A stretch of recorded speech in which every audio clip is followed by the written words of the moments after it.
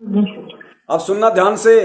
इस ऑडियो में आगे कहा जा रहा है कि इस पवन के घर पे नामदान केंद्र था और ये चोरी करया करता, जू कर इसके घर से नामदान छीना गया। अब इस दुष्ट को सब के सब चोर नजर आ रहे हैं। सुनना पहले आप ध्यान से।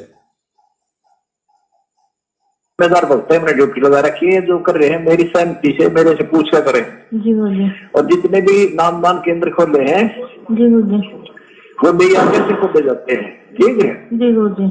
और जो ये भ्रमित कर रहा है ना पवन और संजय, हाँ जी, हरदा हुआ चोरी करते हैं नामदान पात्रों पैसे, जो पवन का घर पर नामदान खोल रहा था, ये चोरी क्या करता जी। जब वहां से छीनना इससे इसने सारे चोर दिखा है, दुष्ट ने सारी संगत के कह दे।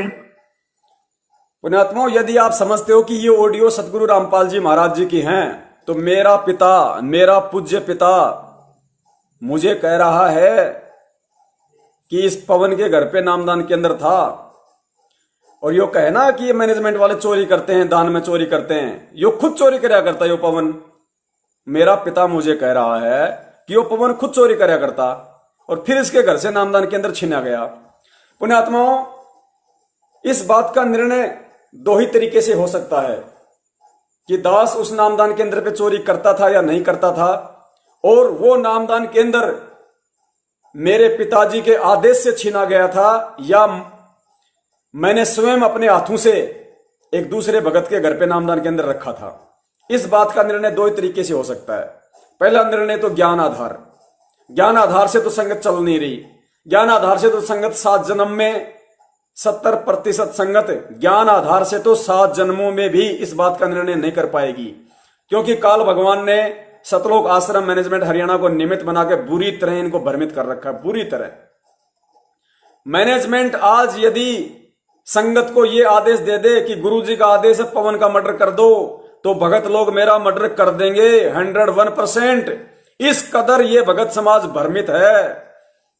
और दूसरा समाधान इसका यह हो सकता है कि मुझे अपने गुरु पर विश्वास है, मुझे अपने बाप पे विश्वास है, और मैं चैलेंज करता हूं सतलोक आश्रम मैनेजमेंट हरियाणा को, सतलोक आश्रम मैनेजमेंट हरियाणा को, यानी इस ऑडियो में जिस मंजू से बात हो रही है, जो गुरुजी की बेटी है, गुरुजी की पत्नी हो, चाहे गुरुजी का बेटा हो, चाहे गुरुजी की बेटी हो, चाहे गुरुजी का भाई हो, या चाहे अन्य कोई स्टेट कोऑर्डिनेटर हो, यदि उनको पक्का यकीन है और वो अपनी बात पे बिल्कुल दृढ़ हैं कि गुरुजी का जेल से फोन आता है, और ये जो ऑडियो है, ये ऑडियो संत रामपाल जी महाराज की है, गुरुजी की ही है, यदि उनको इस बात का पक्का यकीन है 100%, तो पुण्यात्माओं, ये दास स्टेट कोऑर्डिनेटरों को, गुरुजी के भाई महेंद्र को, गुरुजी के लड़के मनोज को, गुरुजी की बेटी मंजू को और गुरुजी की पत्नी अनारो माई को चैलेंज करता है। अगर दास पीछे हटा तो दास गधे का मुंह पिएगा, और अगर तुम हटे तो तुम गधे का मुंह पियोगे। और दास चैलेंज करता है पुण्यात्माओं, निर्णय करना फिर इस बात का कि दास क्या शब्द बोल रहा है, क्या वचन बोल रहा है, वरना ये संगत फिर कहीं की नहीं रहेगी, ध्यान रख लेना। उसके बाद भी यदि ये शक करेंगे, शंका करेंगे, ज्ञान को आधार बनाकर नहीं चलेंगे तो, क्योंकि ये कहते हैं कि रोज फोन आता है और जेल से फोन आता है, तो इनको तो पक्का यकीन होना चाहिए, इनको तो 100% श्योर है कि ये वो जो ऑडियो है जिसमें मंजू बात कर रही है, जिसमें मेरे लिए कहा गया कि नामदान केंद्र पर चोरी कराया करता, नामदान केंद्र छीना गया, तो मैनेजमेंट को तो पक्का यकीन है, इसमें कोई संशय नहीं है। गुरुजी की बेटी, भाई, लड़के, इन सबको पक्का यकीन है कि गुरुजी की ही ऑडियो है। तो पुण्यात्माओं, और मैं कह रहा हूं कि ये वचन मेरे बाप के नहीं है। इस ऑडियो में जो कहा जा रहा है कि पवन नामदान केंद्र पर चोरी करता था और उसका नामदान केंद्र छीना गया था, मैं ये चैलेंज कर रहा हूं कि ये चीज बिल्कुल गलत है, ये बात बिल्कुल सरासर रॉन्ग है, गलत है। ना मैंने 1 रुपए की चोरी की, ना गुरुजी के आदेश से मेरे वहां से नामदान केंद्र छीना गया। मेरे नामदान केंद्र पे मेरे पड़ोसी की शिकायत से पुलिस आई थी, पुलिस वालों ने मुझे कहा कि ये नामदान केंद्र यहां नहीं रखेगा। मैंने अपनी मर्जी से, इस पवन दास ने अपनी बुद्धि विवेक से, मैंने नामदान केंद्र लोहा मंडी में जो आज है जयपुर में, जो प्रहलाद भगत है, जो सारनामी है, उसको बुलाकर मैंने खुद नामदान केंद्र उसके घर पे रखा था। इस बात का साक्षी वो खुद नामदान केंद्र वाला भी है। हम दोनों पुलिस स्टेशन में गए थे, पुलिस वाले से, इंस्पेक्टर से हम बात करके आए थे और उसने कहा था कि वहां नहीं रह सकता। तब मैंने प्रहलाद को कहा कि प्रहलाद, तू मेरे थोड़ा निकट है, तू सारा नाम प्राप्त है, नामदान के अंदर तेरे घर पे मैं रख देता हूं। उसने कहा भगत जी जैसा आप उचित समझो। स्टेट कोऑर्डिनेटर राजस्थान का प्रकाश माड़ी, उसकी पत्नी अनु देवी जो ऑनलाइन नाम दीक्षा दिलवाती है देश विदेश में, दास ने उस प्रकाश माड़ी को फोन किया, उसको सारी बात बताई। वो पीछे हट गया, बोला भाई हमें इससे कोई लेना देना नहीं है, तुम जानो तुम्हारी पुलिस जाने। पीछे हट गए, कच्छे उतर गए उनके। इस दास ने अपनी मर्जी से, अपनी सहमति से नामदान केंद्र उस प्रहलाद भगत के घर पे रखा। 1.5 महीने तक मैंने वहां सेवा की। यदि मैं चोर था, मैंने चोरी की थी, और यदि गुरुजी के आदेश से यदि नामदान के अंदर मेरे से छीन के प्रहलाद भगत को दिया गया था, तो क्या इन नालायकों में इतनी भी बुद्धि नहीं थी कि चोर को 1.5 महीने तक उस नामदान केंद्र पे फिर क्यों सेवा करने दी? तो मैं इनको चैलेंज करता हूं, मैं कहता हूं कि ऐसा नहीं है। और ये कहते हैं कि क्योंकि ये कह रहे हैं कि ये ऑडियो गुरुजी की है, गुरुजी कह रहे हैं वो सही है, तो ठीक है भाई, आ जाओ भाई। ये संगत से मैं निवेदन करता हूं, गुरुजी की बेटी आ जाए, गुरुजी की पत्नी आ जाए, गुरुजी का भाई आ जाए, गुरुजी का लड़का आ जाए, और एक तरफ ये दास रहेगा, टेबल पे जहर की बोतल रखो। और मैं अपने वचन पे अडिग हूं, और इनको यदि अपने गुरु पे विश्वास है, इनको यदि ये पक्का यकीन है कि ये गुरुजी की ऑडियो है और जेल से आई है, तो पुण्यात्माओं, गुरु को साक्षी मानकर, गुरु से प्रार्थना करके, वो अंतर्यामी है, जो सच्चा होगा उसकी जान बचाएगा। मैं अपने गुरु को साक्षी मानकर, उनके चरणों की सौगंध खाकर वही जहर की बोतल पीऊंगा कि परमेश्वर, ये आपका बच्चा निष्कलंक है, एक नए पैसे की इसने उन 3 महीनों में नामदान के अंदर पे चोरी नहीं की।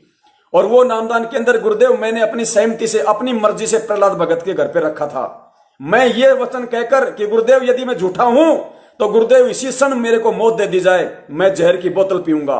और यदि इनको अपने गुरु पे पूरा यकीन है, पूरा विश्वास है कि ऑडियो गुरुजी की है, गुरुजी जो कह रहे हैं वो सही है, तो पुण्यात्माओं, ये भी अपनी बात पे अटल होकर वही जहर की बोतल पिएंगे कि गुरुजी यदि ऑडियो यदि गलत है, ऑडियो यदि नकली है, तो परमात्मा हमारी तुरंत मौत हो जाए, और ऑडियो असली है तो हमारी मौत नहीं होनी चाहिए। पुण्यात्माओं, धरती पे परमात्मा प्रकट है, निर्णय करेगा, न्याय करेगा परमात्मा, अन्याय नहीं होगी। अगर इनको विश्वास है तो ये आएंगे और इस बात की परीक्षा देने के लिए जहां ये दास को बुलाएंगे, दास आएगा और पूरी संगत को इकट्ठा किया जाए। पूरी संगत को पहले इकट्ठा किया जाए एक जगह, जैसे रोहतक में करते हैं ये लोग प्रकट दिवस पे। पूरी संगत को इस बात का निर्णय करने के लिए बुलाया जाए। ये दास वहां आएगा, अकेला आएगा, और इस बात का निर्णय हो जाएगा कि गुरु पे विश्वास किन लोगों को है और कौन लोग गुरु की आड़ में धर्म को धंधा बना रहे हैं। इस बात का निर्णय वहां होगा। अगर ये एक बाप की औलाद हैं, अगर ये सतगुरु के सच्चे शिष्य हैं, इनको यदि विश्वास है, यदि ये ऑडियो नकली नहीं है, तो इन लोगों को सामने आना चाहिए और आना पड़ेगा। और यदि संगत में जरा सी भी बुद्धि शेष है, संगत में यदि जरा सा भी ज्ञान है, तो आज के बाद संगत जितने भी नामदार संचालक हैं, जितने भी कोऑर्डिनेटर हैं, उन सब के पास जाओ और कहो कि तुम जो ऑडियो दिखाकर ये कहते हो कि पवनदास नामदान केंद्र पे चोरी करता था और पवनदास से नामदान केंद्र गुरुजी के आदेश से छीना गया, और ऑडियो यदि असली है तो पवनदास इस बात की परीक्षा देने के लिए तैयार है, जहर पीने के लिए तैयार है, क्योंकि पवनदास को अपने बाप पे विश्वास है, अपने सतगुरु पे विश्वास है, अपने कर्मों पे विश्वास है। यदि तुम भी इतने सच्चे हो उसकी तरह, और यदि ऑडियो तुम कह रहे हो कि गुरुजी की बात होती है, गुरुजी की ऑडियो है, यदि असली ऑडियो है गुरुजी की, और यदि गुरुजी के आदेश से तुम लोगों ने नामदान के अंदर छीना था, तो तुम लोग भी सामने आओ और अपनी परीक्षा दो कि तुम कितने सच्चे और तुम कितने झूठे हो। पुण्यात्माओं, दूध का दूध और पानी का पानी हो जाएगा। दूध का दूध और पानी का पानी, इनमें से एक भी नहीं आएगा। इस कदर काल भगवान ने संगत को भ्रमित कर रखा है, इस कदर। अगर ये सच्चे होंगे तो आएंगे, अगर एक बाप की औलाद होंगे तो आएंगे ये। और ये संगत, या तो संगत को डूब के मर जाना चाहिए। अगर संगत अगर सच्ची है, संगत अगर न्याय चाहती है, संगत अगर निसंशय होकर भक्ति करना चाहती है कि कौन गुरुद्रोही और कौन गुरुमुखी है, तो संगत तब तक चैन से नहीं बैठेगी जब तक मुझ पवनदास को और गुरुजी के परिवार वालों को पूरी संगत के सामने एक मंच पे खड़ा ना कर दे। धिक्कार है संगत का तब तक यदि ये संगत शांति से बैठी तो, अन्यथा फिर किसी को गुरुद्रोही कहना छोड़ो। यही परीक्षा चल रही है और यही हम लोग मार खा रहे हैं सबसे बड़ी। तो ये खेल है इस ऑडियो का। अगर असली है तो परीक्षा है, और नकली है तो फिर गुरु के ज्ञान को आधार बनाओ। क्यों फिर ऐसे पाखंडियों के पीछे चल के आप अपने कर्म खराब कर रहे हो, अपनी भक्ति खराब कर रहे हो? गुरु ने भक्ति मार्ग पर चलने के लिए कौन सी कमी छोड़ दी? कौन से सत्संग करना भूल गए? कौन सी बातें बताना भूल गए थे जो आज तुम लोगों को इन लेटरों के भरोसे चलना पड़ रहा है? इन पाखंडी कोऑर्डिनेटरों के भरोसे तुम्हें अपना भक्ति मार्ग का सफर तय करना पड़ रहा है। ये बैसाखियां हैं, बैसाखियां। भक्ति मार्ग पे बैसाखियां काम में लोगे तो फेल हो जाओगे, और फेल हो गए पुण्यात्माओं, इसमें कोई संशय नहीं है।